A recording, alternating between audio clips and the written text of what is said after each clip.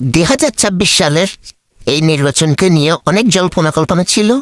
সরকার বারবার বলে আসছিল এটি নাকি ইতিহাসের সেরা ভোট, কিন্তু গতকালকে রাত্রি থেকেই মনে হয় চিত্রটা পরিবর্তন হয়ে গেল। যেখানে ইতিহাসের সেরা ভোট হিসেবে সুন্দর ইলেকশন করার কথা ছিল, সেখানে উঠে আসলো সবচাইতে বড় দুর্নীতির হিসাব। সকাল থেকে রাত অবধি বিভিন্ন জায়গায় বিভিন্ন দলের নেতাকর্মীদের বিপুল অর্থ সহ গ্রেফতার করা হচ্ছে। কেউ কেউ আপনার ভোটারকে টাকা বিলীন করতে গিয়ে জনগণের দৌড়ানি খেয়ে পালিয়ে আসতেছে। তার মাঝেও বলতেছে এটা নাকি ইতিহাসের সেরা। বেশ ভালো মানলাম এটা ইতিহাসের সেরা ভোট। তার মাঝে আর একটা জিনিস যেটা আমার দৃষ্টিকোণে বেশি লেগেছে, সেটা হচ্ছে বিগত সরকারের আমলে যারা বিভিন্ন পদবিতে সুযোগ সুবিধা নিয়েছে, যাদের পরিবারের জন্য ত্রাণের ব্যবস্থা সহ সবকিছু করেছে, এমন দলেরও ব্যক্তিরা এখন দেখি এই নির্বাচনে গিয়ে ভোট দিচ্ছে। কাকে? তাও বা একত্রের বিরোধী শক্তিকে। আচ্ছা, তাই মানলাম যে ওরা ভোট দিল হয়তো বা ভীষণ ছাবে ভরতেছে, যে কোনো একটা ফেসিলিটি নেওয়ার জন্য ভোট দিচ্ছে, মানা গেল তা। কিন্তু নির্বাচনে ভোট দিচ্ছে সেটা আবার অন্যের সামনে বড় গলায় করে ভোটতেছে। লজ্জার ব্যবহার।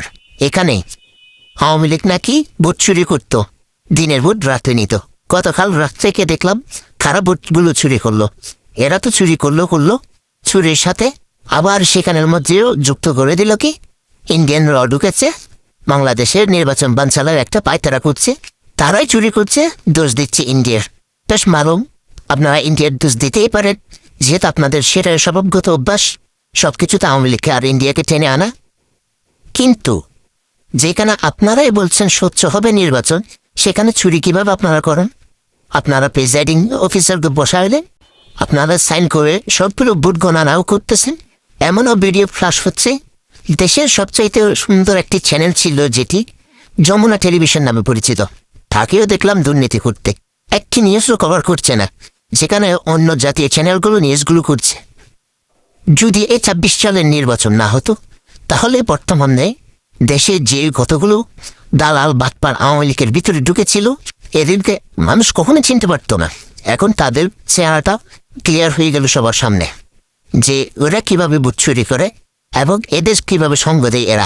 এরা বিগত সরকারের আমলে বিভিন্ন সুযোগ সুবিধাও গ্রহণ করেছে আর অন্যায় অবিচারও করেছে। তারাই এখন দেখি দল পাল্টিয়ে এখন অন্যদেরকে ভোট দিচ্ছে।